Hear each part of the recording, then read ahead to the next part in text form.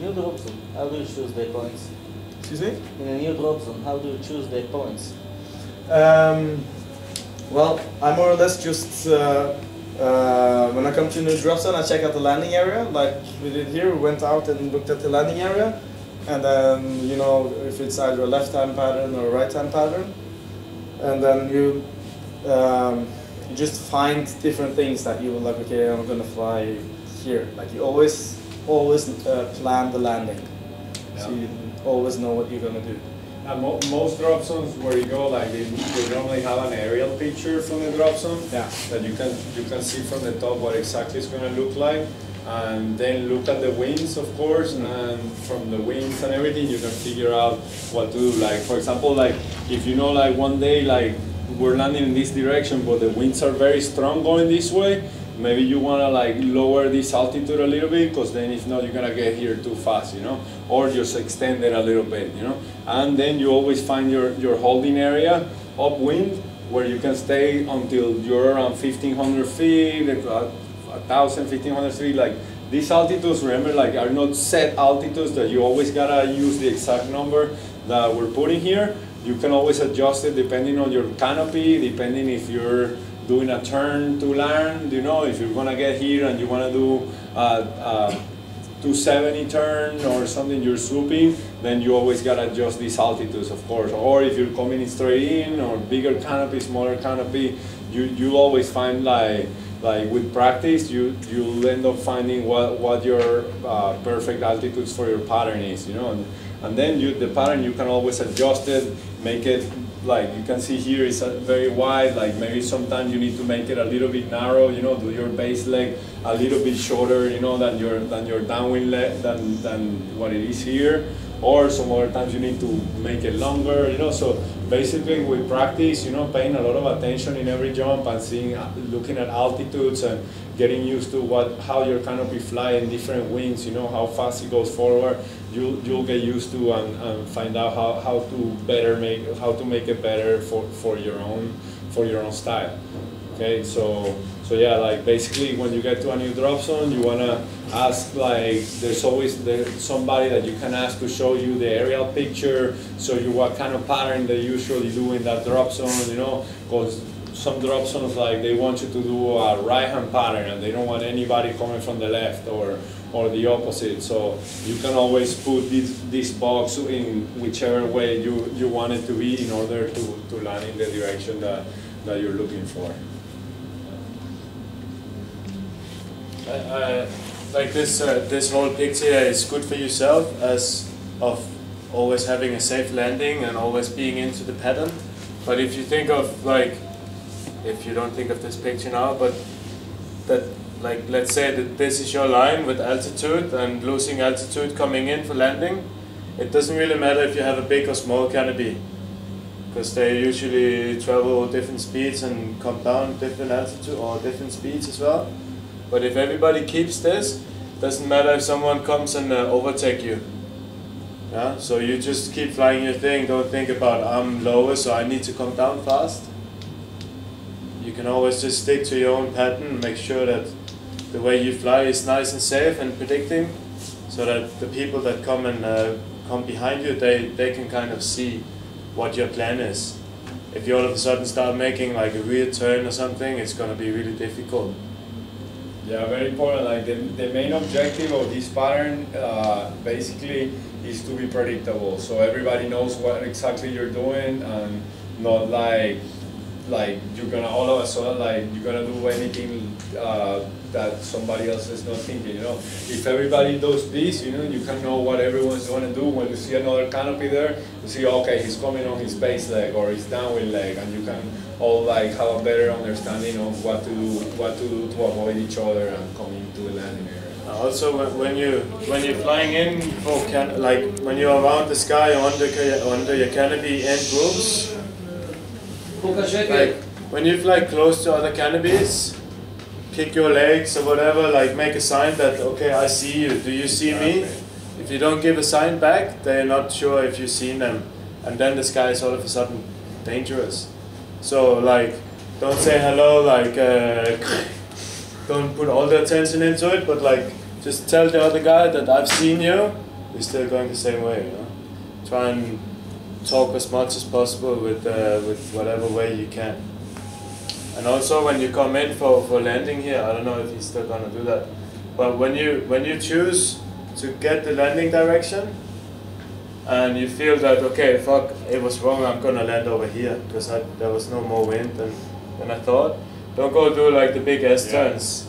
Yeah? Just keep your direction, do your landing, because that's the only way you're gonna know, okay, next time I need to start over here instead with my landing pattern. And then you're gonna learn way faster. If you start doing this, you don't really know what that place would be next time because you don't know the distance. And this is also gonna be making it difficult for the next guy to come in. Plus, yeah, it's gonna make you very unpredictable for everybody else around you. Do you have any recommendations about that in a drop zone where the landing zone is, you can't overshoot because you land on a railway in our case or anything like that? You I can't would overshoot. say like be very strict with your rules on this so that you learn as fast as possible. Yeah, it usually shouldn't happen, but if in any case you feel like you need to adjust, try to do it either on your downwind leg or your base. Try, once you get on final, it's final, you're going straight. Yeah. Okay, just like, because you don't know if you have somebody like right behind you, and you're gonna get right on their way and burble their canopy or anything like that. It's very important that once you're on final, you go straight. Yeah. Should definitely just do the adjustments here. Exactly. Yeah. Maybe just do a longer turn here, maybe, or just fly slower this way. Make sure you get the final right.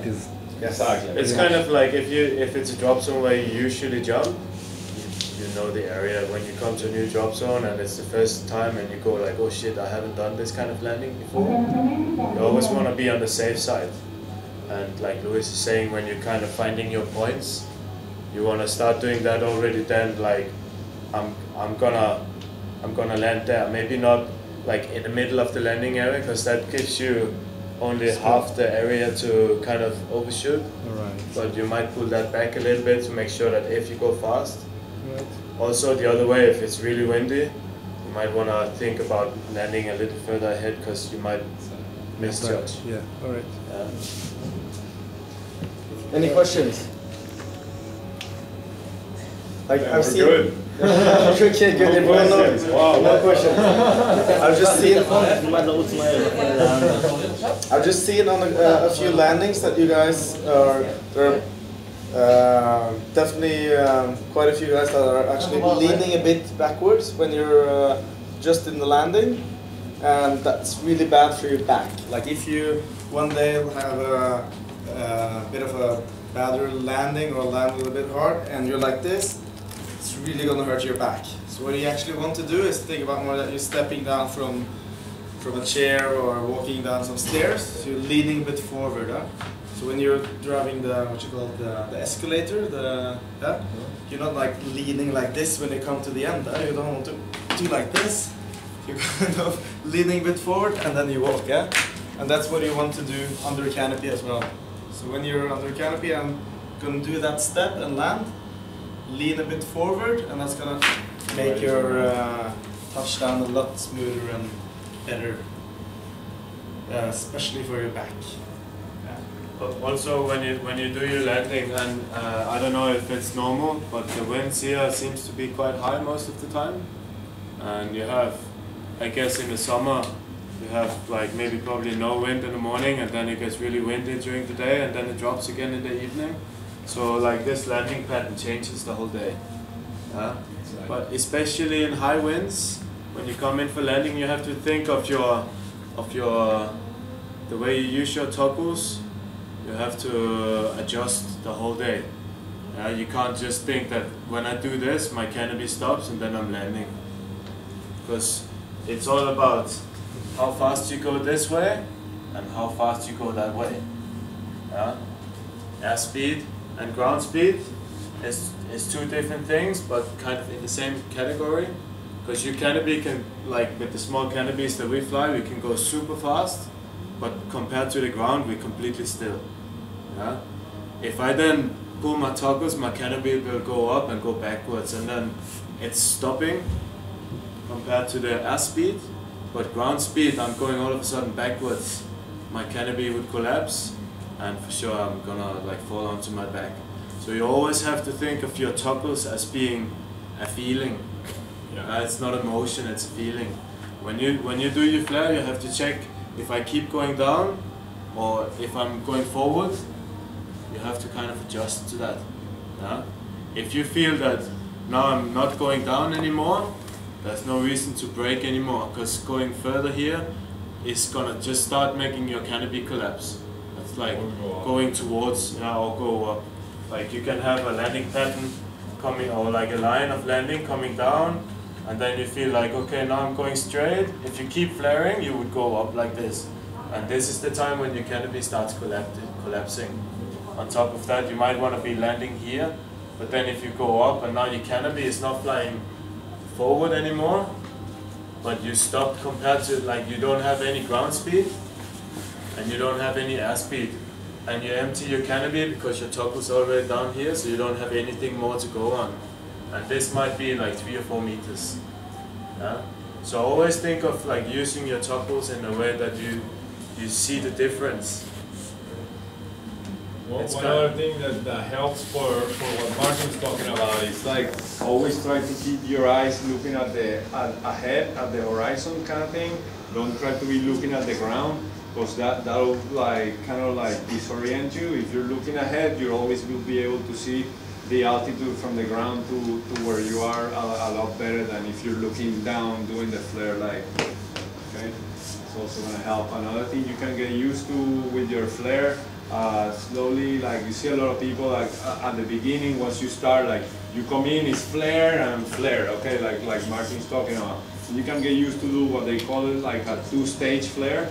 You know, basically you're coming in full fly, do like go like down to about your shoulders. You're gonna feel your canopy plane out, and as it's planing out, when you feel that it's already losing that speed, you're gonna start going down again. Then you finish the flare all the way, and that should give you the best, smoothest landing possible.